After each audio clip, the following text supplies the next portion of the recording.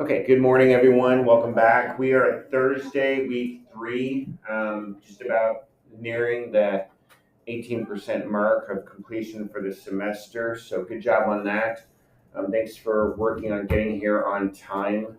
Super imperative. But the tardy policies are starting to kick into play, and so we want to make sure everybody's getting to class on time, maximizing their learning opportunities. And so thank you for your cooperation with that. We've had some good posts in the Google Classroom stream. So again, just want to invite you, if you're cooking or baking at home, don't hesitate to post. Just post, your ID card or your handwritten name in the picture with the food.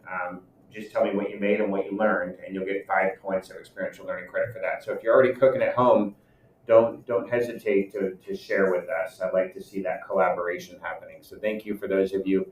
Some of you are really taking advantage of that. So thank you so much for that. We are today and tomorrow, we're concluding the unit on kitchen safety and operations. We'll have a small lesson today. I'll give you some time to review some content that will prepare us for a group activity tomorrow that we'll be doing in small groups, and then we'll do the assessment. Okay, so we have a quiz tomorrow on kitchen safety and operations. I will say this, that the content in this category is fairly logical. If a number of you have already completed the food handlers card and related to this week and next week, you're going to find pretty logical stuff. So you should be able to work your way through a quiz and be fairly successful. Some of you have already completed the quiz. Just a reminder, I'd rather you complete the assessments, when we do it as a class. So I always give you time in class to do the assessments. Some of you have leaned forward and completed this week's and even next week's assessments, and some of the scores not so good. So I haven't accepted those, and I've reset your quiz if you moved forward. So and didn't do well. If you did well, then I accept it. If you got like 22 out of 25, I'm gonna take your score and I'll let you keep it. But if you got 15 out of 25, I feel like it's advantageous just to hear the instruction first and then do the assessment. So no need to go forward in the curriculum. I know maybe you feel like, oh my gosh, the whole semester's here, I want to get a jump on it, but you want to receive the instruction first, okay? So jumping on in, so we're still in kitchen safety and operations. Grades, I've talked about that already, and we'll see that update again happen after the assessment tomorrow. And obviously I'll do grade update on what day in Skyward? Monday. Yeah, Monday. And where do you check your grade in my class? Google Classroom. Nice job. So always check your grade in Google Classroom, because I'm updating that daily, right? Where I Skyward update every Monday by the end of the day on Monday. Okay. A couple things. Want to talk related to kitchen safety and operations. Talk about uniform. There's a poster up in the front of the room up here.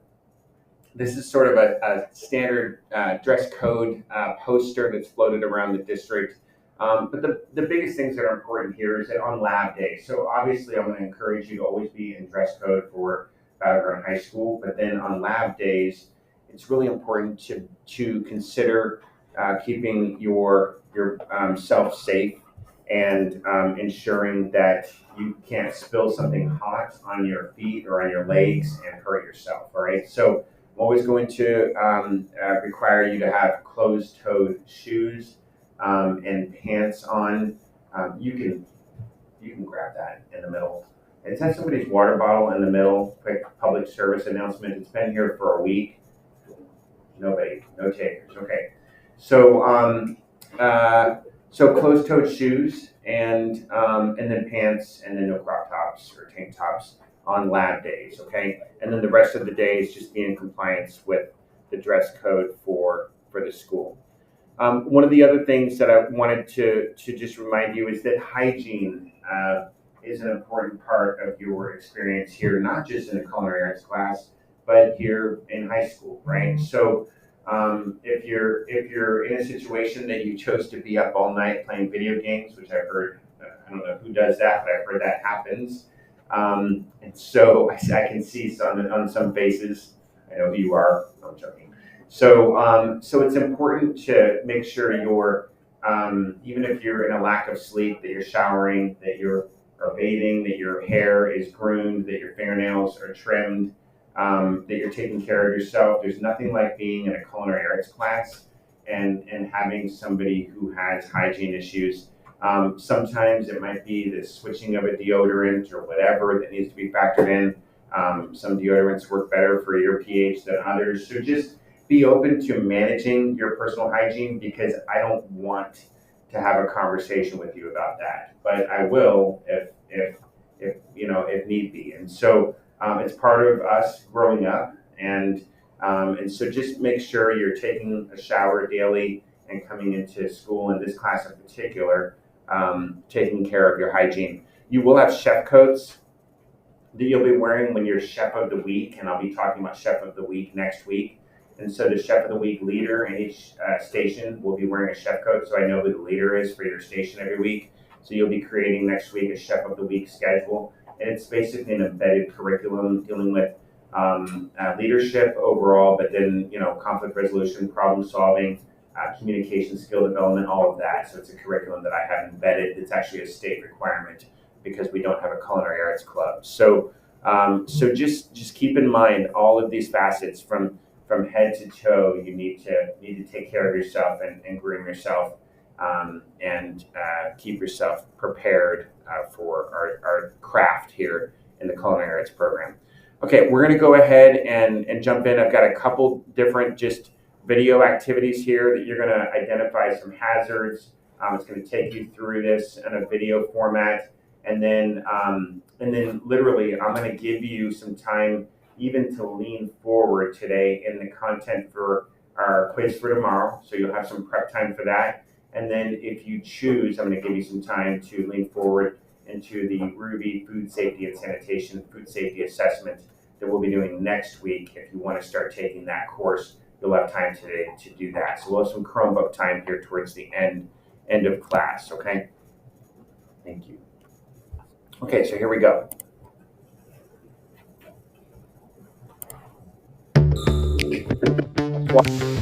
Safety has always been a consideration in the kitchen. Overview here.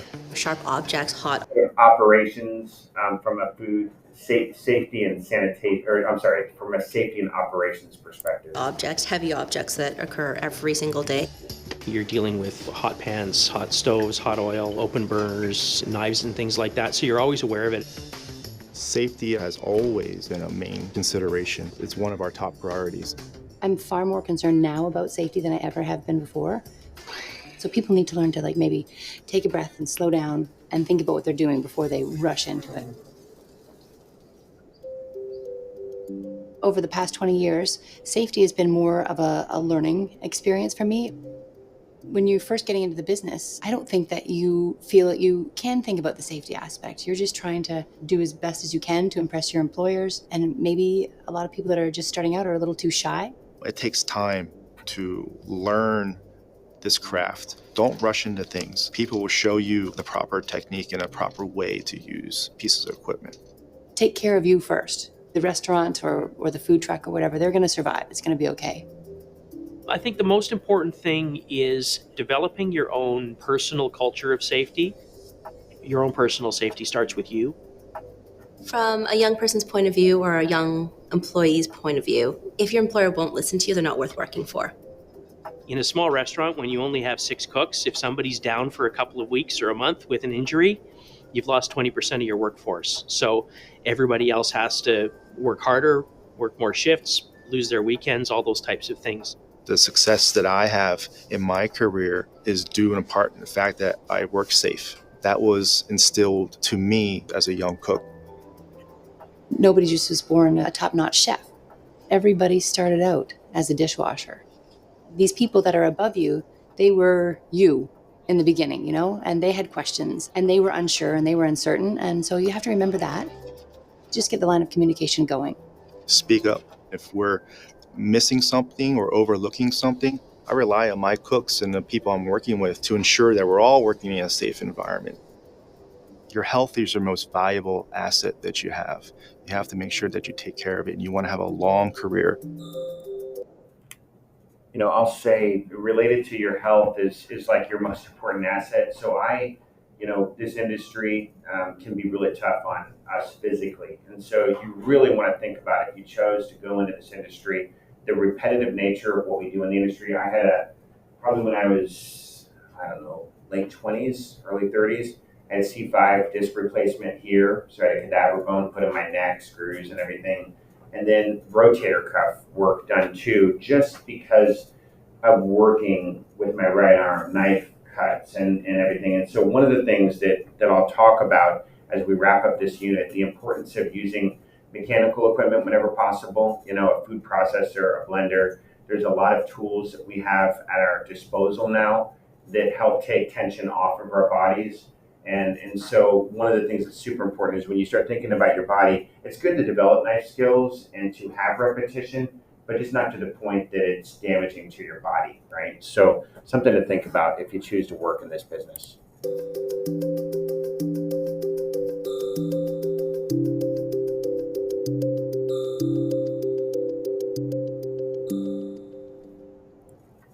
Okay. And then this slide is going to walk you through a little activity. And so I want you just to, in your mind, identify the hazards, and then they'll do a review at the end. See how many hazards you can spot in this walkthrough.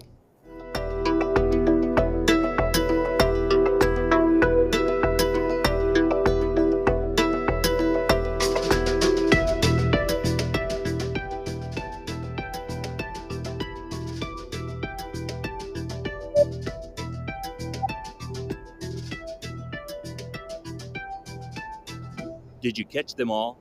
Let's back up and see if we can do it safer this time.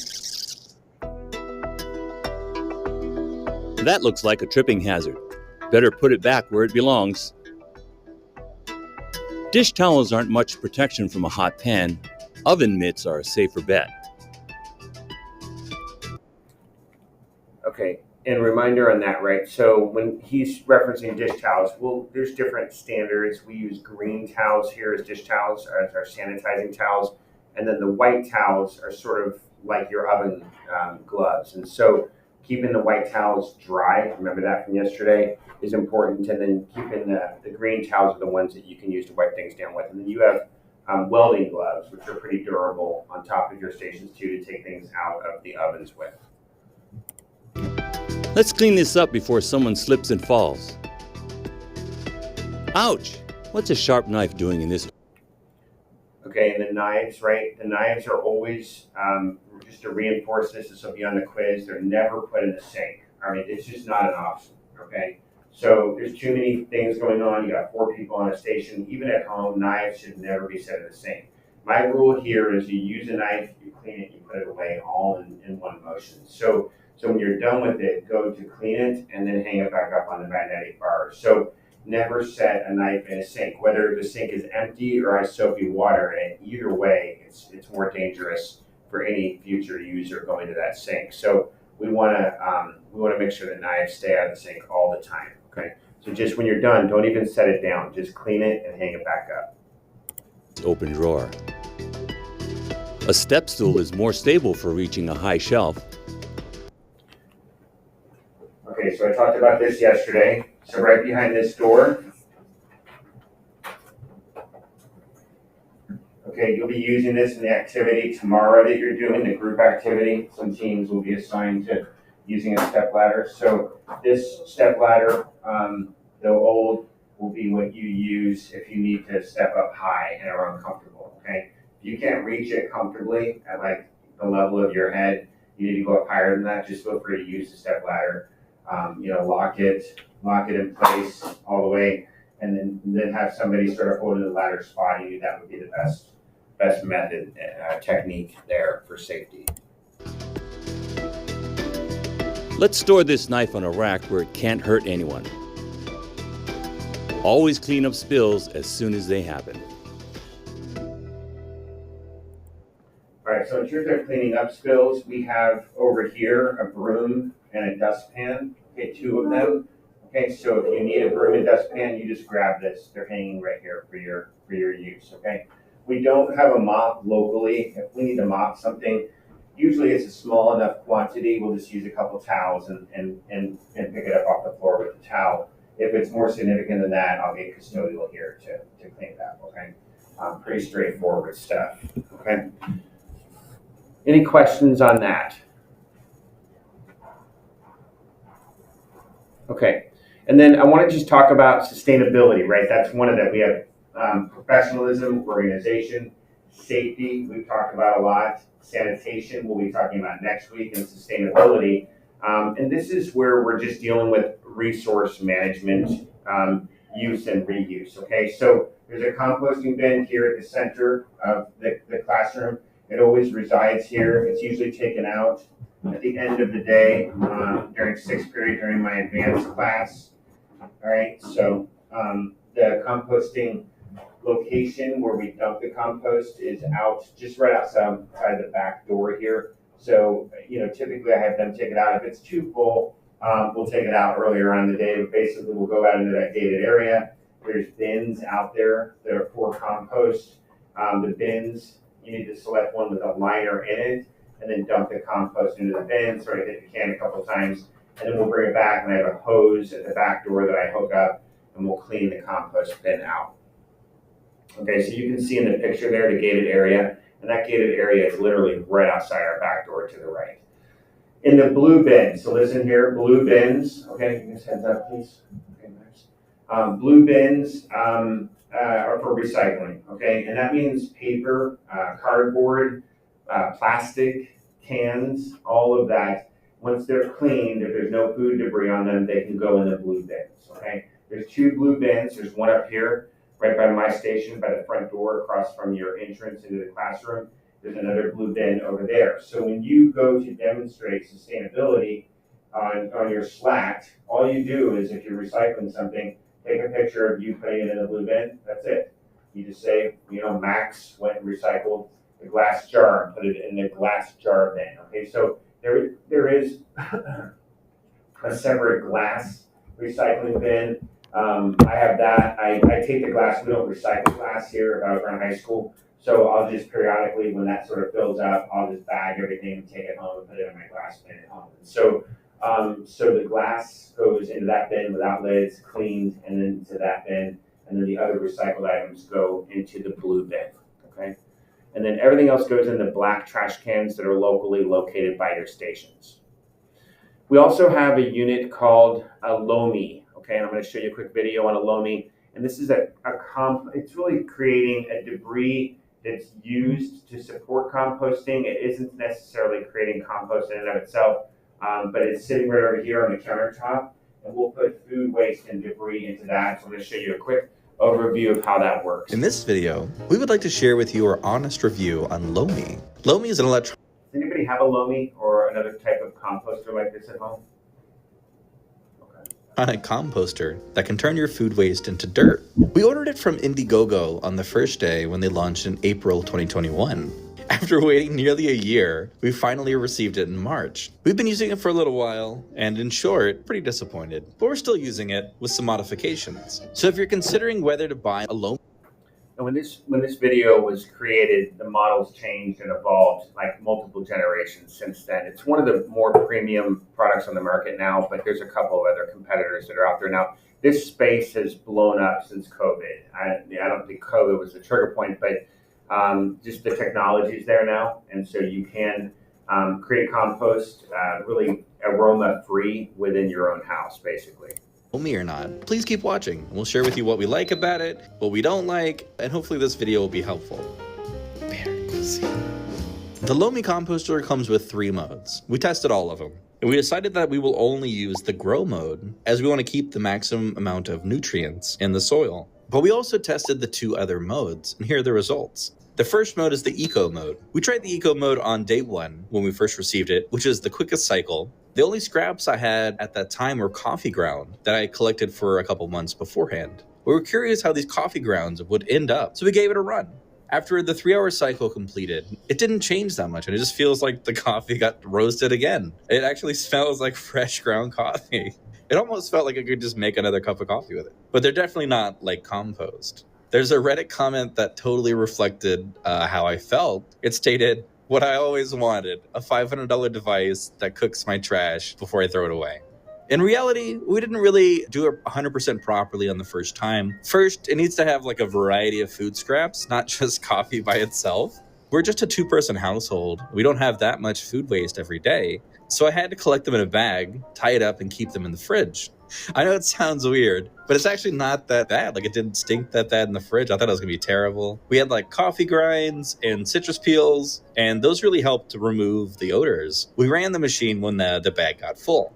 The second thing is it comes with like a tablet called a Lomi Pod, which is supposed to accelerate the composting process, and we forgot to put it in the first run. After we had finally collected enough food scraps to run it again, this time we tried the Lomi approved mode. The cycle is about 7 hours. While the machine was running, it started to get very steamy in the room. The second day, when we opened the lid, it turned out to be pretty impressive. I almost couldn't believe what I saw. The size decreased so much. Everything was so dry and ground up.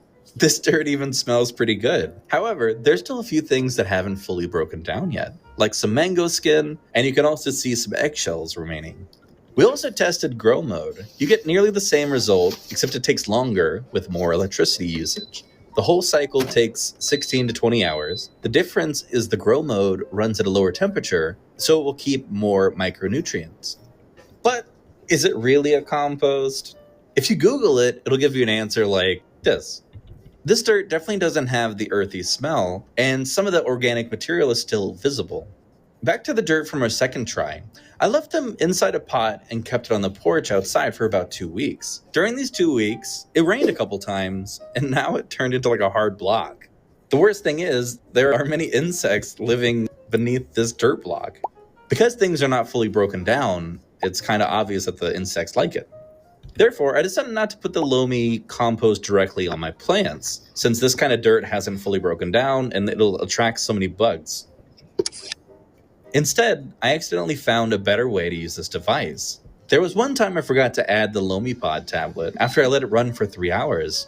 So I stopped the cycle and opened the lid. In such a short time, the size had already decreased so much. And if you mix these things in the soil and then cover with more soil on top, it actually disappears in a couple weeks. And because it's buried, it helps prevent the bugs. Here's how it looks after a week. These blocks start to get some white mold, which is totally normal, and it is significant that things are starting to break down. I usually mix these soils weekly and break down the large pieces that I see. In about 2 or 3 weeks, when I can't see any obvious lumps, I will add the compost to my plant. This method is so much better than what I was doing before. Before, I just buried the food scraps in the soil and covered it with more soil, and they'll be ready to use in a month on a hot summer day. Now, after running the Lomi for 3 hours, it'll break down even faster, and it doesn't take up so much space, which is a plus for my small garden. Just be careful, it might get hot when you open the lid. I usually stop the machine after 2 to 4 hours, depending on when I remember. And if you're using solar power, if you're not worried about the power consumption and you're not bothered to run the full cycle, it breaks down even faster, almost disappearing 1 week after mixing and burying in the soil. We like to run it in short bursts so it doesn't use so much power. We're also doing a test between the original garden soil and the Lomi soil with some soaked peas. This test was inspired by the Garden Fundamentals channel. Our test is slightly different since we bury it for a while to let these things break down before using it directly. We'll keep you updated on the result on our Instagram story. Voila, that's our experience using the Lomi composter. Overall. All right, I'm going to stop there. Interesting. So again, right, a real evolution in technology. You can see my advanced kids did some composting, and you can, there's some bread, some vegetables, some coffee grinds in it, and you can see what the finished product looks like there. So pretty cool evolution of technology. In this video happening now. So last thing I want to do is just talk about just sustainability. I've already talked to you about where things are in the room. I'm going to show you this quick video on composting practices, and then we're going to wrap up just talking about what goes in what bins. Okay, so here we go, right here.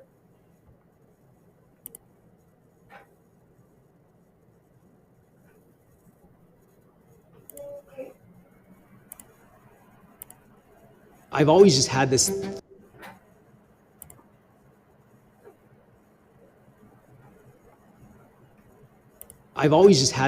thought that there's got to be a better way to do trash.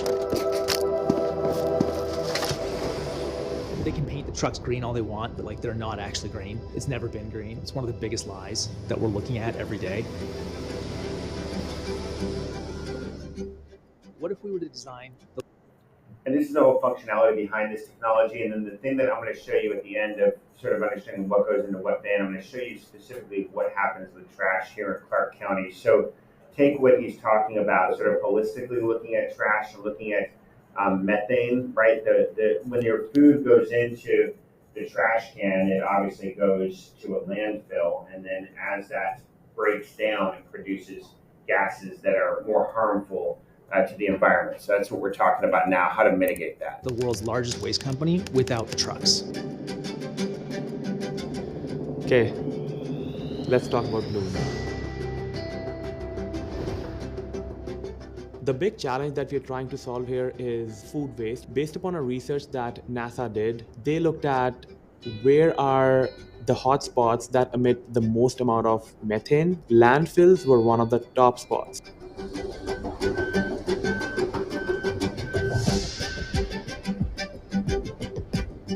Food scraps in general should end up in soil. They are abundant in organic matter. As a company, we are trying to tackle this challenge by enabling our community, enabling people. As we introduced Lomi, we got so much feedback. You put any food waste into it, it just turns to dirt. This is incredible. This is incredible. It's amazing. Like, I'm in shock. I think it's an outstanding magical product that everybody should get. We wanted to gamify the experience, have a device that is the most fun and elegant way to deal with waste. Lomi is magic. There's this transformation that happens inside Lomi. With Lomi Bloom, you can literally see the magic happening as the cycle runs. The app allows you to track your impact, and then it actually allows you a bonus reward for doing something great in your kitchen. By Lomi introducing our rewards program for the first time ever, we are incentivizing people to participate in home composting.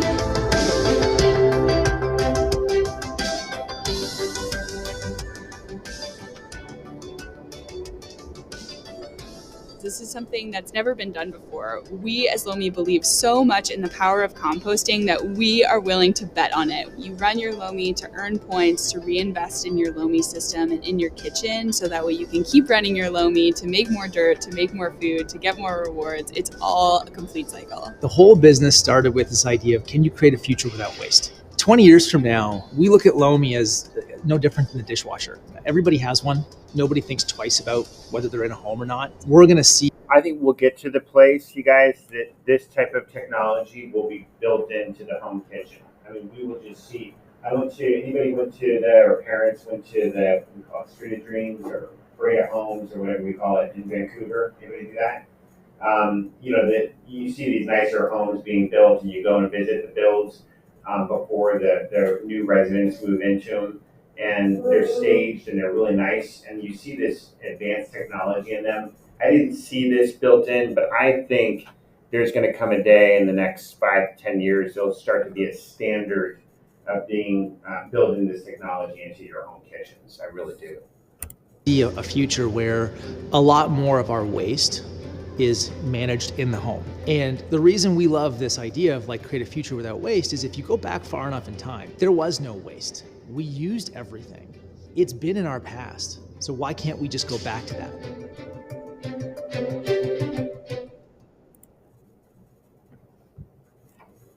So that speaks to one brand of a type of composter, and there's about 4 premium markets. Another one called Mill that I'm actually looking at for home to take the place of a Lomi. But yeah, a lot of options out there now. So glass recycling, I mentioned, right? Any bottles, glasses, you might find that we're working with an ingredient and we have a glass left over at the end. Sometimes I will just say, who needs to recycle? And I'll have a glass bottle left over, and whoever wants a recycling picture for sustainability will just take that bottle, rinse it, and then take a picture putting it into glass recycling. So any glass, no matter what the shape, without the lid, goes into the glass recycling bin. The glass bin, the green one at the front entrance of the classroom. Okay, it doesn't go into the blue bin.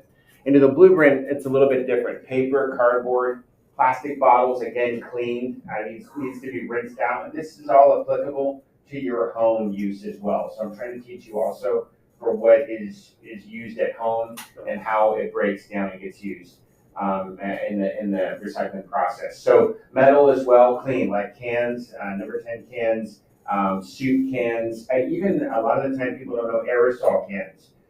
So we have a couple of Airbnbs in our house, and my wife and I we clean them still, and there's always aerosol cans from the Mr. Bubbles cleaner, and she always throws them in the trash, and I'm always like, it's gonna be recycled, and I don't know, it drives her crazy probably, but all you gotta do is you have to remove all the aerosol from them. So you just hold it upside down, spray it until it's completely out of aerosol, and then recycle it, okay? A lot of people don't know that.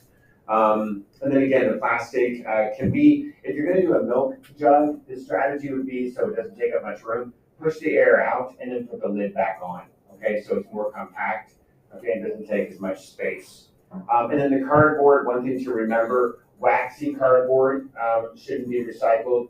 And then if you have a pizza box that has food debris on it, that shouldn't be recycled as well, okay, should not. Okay, looking at food waste, pretty straightforward. Here we can compost anything. You can put bones in, you can put meat in, you can put seafood in, all of that. The compost that we pour out there gets picked up by Waste Connections, and I'm going to show you in a minute a video, and then it gets taken down the road, straight down, the highway here to the local center. And so pretty much anything and everything can go into the compost bin. Okay, that's not a problem. Question? I have a yard debris pickup.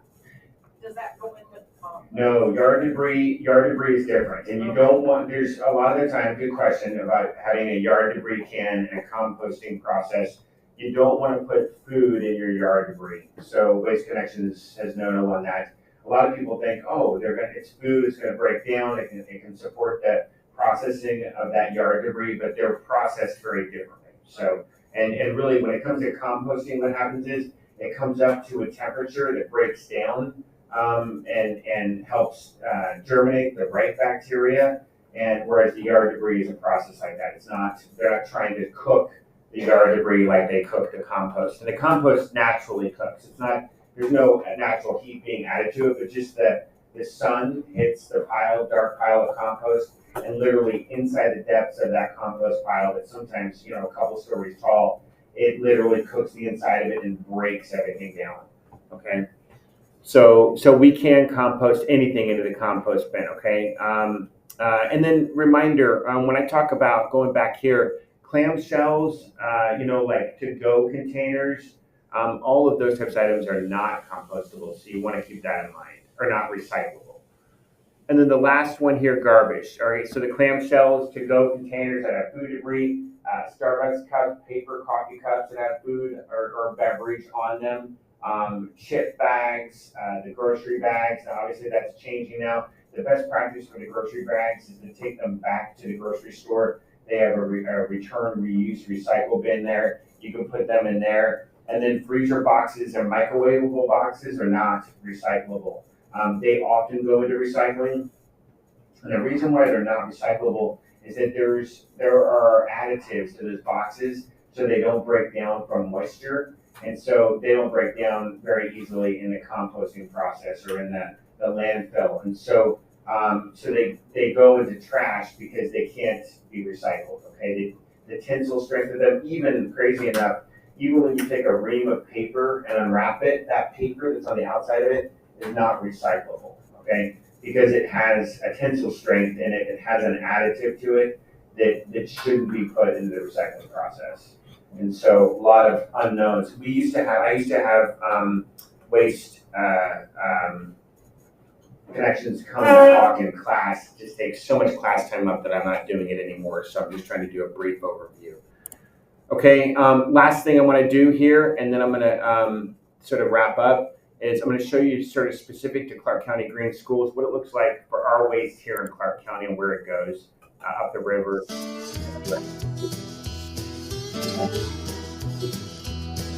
What happens to the stuff you throw away? You might be surprised to learn that it goes on a river cruise. Let's follow our garbage as it travels from Clark County to the landfill 200 miles away. First, trucks collect garbage from homes, schools, and businesses in Clark County. The trucks take the garbage to the West Vancouver Materials Recovery Center, also known as a transfer station. At the transfer station, the trucks dump garbage into the tip floor. A tractor pushes the garbage into piles. The piles are pushed into a conveyor belt. The conveyor belt moves the garbage to the garbage compactor. A truck with a shipping container backs up to a garbage compactor. The garbage compactor takes waste from the conveyor belt and smashes it into the shipping container. Each container is filled with 31 tons of garbage. That's 62,000 pounds, or the weight of 17 cars. Clark County fills up to 250 shipping containers with garbage each week. Once the shipping container is full, the truck drives a short distance to Tidewater's shipping terminal. At the terminal, a tractor picks up the shipping container from the back of the truck and moves it to a crane. The crane lifts the shipping container and places it on a barge. Each barge can hold 60 shipping containers filled with garbage. A tugboat pushes the barge up the Columbia River along with several other barges at the same time. There are 3 dams the tugboat must pass through to reach the terminal in Boardman, Oregon. To pass through a dam, the tug and barges go through a lock. There are gates in the downstream and upstream end of the lock. The gates on the downstream end of the lock open, allowing the tug inside the lock. Once the tug is inside the lock, the gates close and the lock fills with water. When the water inside the lock is as high as the water on the other side of the dam, the upstream gates open. The tug and the barges can leave the lock and continue up the Columbia River. Once the tug reaches the terminal in Boardman, a crane lifts the containers from the barge and stacks them. A truck with an empty shipping container arrives and the crane removes the empty container from the truck. A tractor lifts a full container and places it onto the truck. The truck drives 15 miles past farms and fields to the Finley Buttes landfill. The Finley Buttes landfill is built to protect the environment from the garbage that gets buried there. At the landfill, the truck backs up to a machine where a worker opens the back of a shipping container. Then the machine tips the container and dumps the garbage into the landfill. At Finley Buttes, methane from the landfill is collected and used to power a warehouse where locally grown onions are dried. Any water that gets mixed with the garbage in the landfill is captured and cleaned. That's a lot of work to get rid of your garbage. Garbage truck drivers, tugboat captains, dam and lock operators, crane operators. Lots of people work to make sure our garbage is disposed of in a way that protects the environment and human health. Although barging our garbage to the landfill is the best environmental option to transport the waste, it still takes fuel to power the tugs. So before you toss something in the garbage to be buried in the landfill, make sure that the landfill is the only place for it. If we recycle and compost what we can, reuse, donate, or sell items we're finished using, and make choices to buy things that come with less waste, we can protect the Earth's resources and the environment in Clark County and beyond. A pretty good local perspective on what happens. And really it's trying to minimize what's going into the landfill from the get-go is really important. Clark County has an app if you ever want to check it out. I know that for me, to manage the recycling and composting schedule, all that kind of stuff, I have an app on my phone. I think it's called, I'm trying to find what it's called and tell you guys. It's called Recycle Right, and that connects with Waste Connections, okay? And so you're welcome to not at this moment download the app, and You can use that. You put in your parents' account information so you get specific information to your pickup schedule and everything. Here's a quick video clip, and then I'm done. This is just about sort of a movement that took place. This guy talk about waste, not only composting and recycling, but thinking about this states here, 165 billion worth of food is thrown away in America every year. So how do we reuse that food? Just a quick video clip about sort of You're not going to believe what we have here. Rob Greenfield joins us now. That's right. This is Rob Greenfield. Rob Greenfield on a mission to bring some attention to food waste in America. So much more food going to waste here. He's raising awareness by dumpster diving. He's a dumpster diver. You will not believe some of the food items this man is finding in dumpsters. Would you believe all this food came from dumpsters? Perfectly healthy food that's wasted in our country. Good, healthy food. That's exactly what it is. I'm shocked that this all came from a dumpster. This is the exact same stuff I had bought at the grocery store. All of this is food from dumpsters that I found this morning and last night. I have 2 cars full of food. I mean, this is fresh produce, and it certainly looks good enough to make salad out of right now. USD organic kale nola. It's still cold. Still cold. This macaroni salad, it's still cold. What is wrong with these tomatoes? Why were they thrown in the trash? These expire in 2015. That's just a few days few ago, days but old. this whole box was thrown out. That is 2019, before July. So I'm pretty sure that's 5 years. They beat the from deadline, now. for Right. sure. It doesn't say expired. It doesn't say bad after. It literally just says best buy. Why This were is these in a Perfectly dumpster? good juice. They had a new shipment that came in, so they threw these out. There's a case of 24 of these. One broke and splattered a little bit of sauce on the glass bottle. What they do is they throw out the entire case. Americans throw away $165 billion worth of food. We throw away $165 billion worth of food. We can feed 2 entire American populations, yet we've got 50 million hungry people in this country.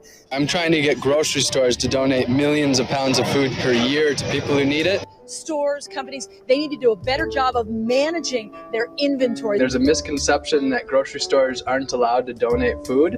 Now, nationwide, the Good Samaritan Food Act protects grocery stores, restaurants, caterers from lawsuit as long as they donate the food to a nonprofit or a food rescue program. Not a single grocery store has ever been sued after donating food, and I'm just simply telling grocery stores, hey, this is good food.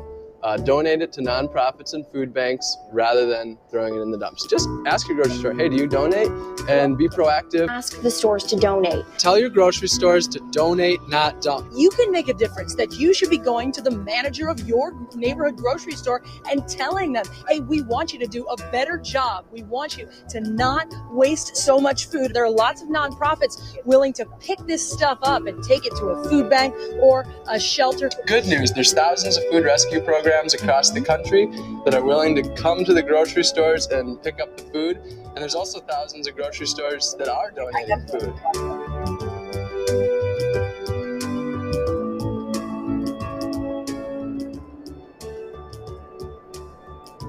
Sort of helps that perspective of thinking about food insecurity and how we manage the waste of food in America. So we don't have any time really. If you want to check your grade, you can do that. If you want to log into your Chromebook, you're welcome to do that. We're not on personal devices until the bell rings, but we just have a couple minutes until the bell rings. If you have any questions, anybody have any questions for what I covered today? So tomorrow we do a group activity around kitchen safety and operations, and we do the quiz tomorrow. Okay, so we'll do that. We'll wrap up this unit. We move into food safety sanitation next week.